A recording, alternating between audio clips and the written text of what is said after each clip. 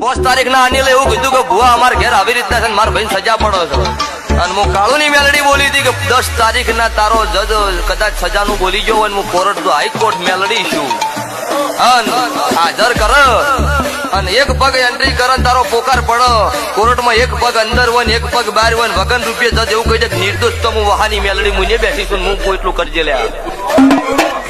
નમસ્કાર મિત્રો, હવે અત્યારે સૌથી પહેલા વાત કરવામાં આવે તો તમને ખબર હશે કે અરવિંદ ભુવાજીએ જ્ઞાનીબેન ઠાકોરનું નામ નથી લીધું, પણ એમને ચેલેન્જ પણ આપી દીધી છે કે હવે જોઈ વિચારીને બોલવાનું. બરોબર, બધા ભુવા એક જેવા નથી હોતા, કેટલાક ભુવા હોય છે, પરંતુ તમે ભુવાનું નામ લો છો એટલે બધાય ભુવા અંદર આવી ગયા. એટલે ક્યાંક જોવા જઈએ તો અરવિંદ ભુવાજીએ મિત્રો જ્ઞાનીબેન ઠાકોરને એક ચેતવણી પણ આપી નાખી હતી કે હવે જોઈ વિચારીને બોલવું. ત્યારબાદ તમે જોયું પણ હશે કે મોટી મોટી મીડિયા ચેનલની અંદર પણ એ આવી ચૂક્યું હતું કે આ ભુવાજી છે કોણ, આ ભુવાજી જ્ઞાનીબેન ઠાકોરને ખુલ્લેઆમ ચેતવણી પણ આપી દીધી આ અરવિંદ ભુવાજીએ. મિત્રો હવે જો હું તમને કહી દઉં, જ્ઞાનીબેન એમની રીતે સાચા હતા, બરોબર, અને ભુવાજી પણ એમની રીતે સાચા હતા.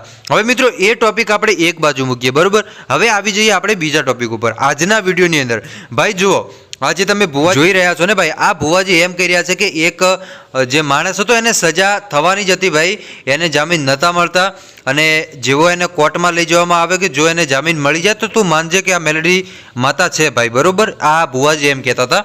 અને મિત્રો જેવા જજ સાહેબ હાઈકોર્ટની અંદર આવે અને તરત જ એમ કહી દે ભાઈ કે આ તો નિર્દોષ છે અને એમ કરીને એને છોડી મૂકે ભાઈ, તો સાહેબ હવે માનશો ને તમે કે ભાઈ આ તો ચમત્કાર જ કહેવાય ને ભાઈ. આટલા દિવસ સુધી એનો કેસ ચાલ્યો હોય, છૂટે ના, અને ભુવાજી કહે અને ત્યાં એ છૂટી જાય ભાઈ, તો આ પણ સાહેબ એક વાત જોવા જઈએ તો વિચારવા જેવું છે ને ભાઈ.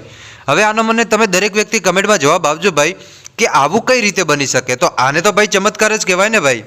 તો બધા ભુવાજી એક સમાન નથી હોતા ભાઈ, બરોબર. આ ભુવાજી મિત્રો ખરેખર બધાના પરચા એમની 5,000 જેટલી એમની બાધાઓ પણ ચાલી રહી છે, એવું ભુવાજી એમના વિડીયોની અંદર પણ કીધું હતું. તો તમે શું કહેશો કમેન્ટ કરીને જરૂર બતાવજો. બાકી આપણે કોઈ પણને ઊંચા કે નીચા દેખાડવાની બિલકુલ પણ કોશિશ નથી કરતા.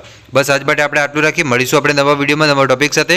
ત્યાં સુધી બધાને જય માતાજી, જય દ્વારકાધીશ. આગળ પણ આવવાનો સપોર્ટ કરતા રહેજો. ધન્યવાદ.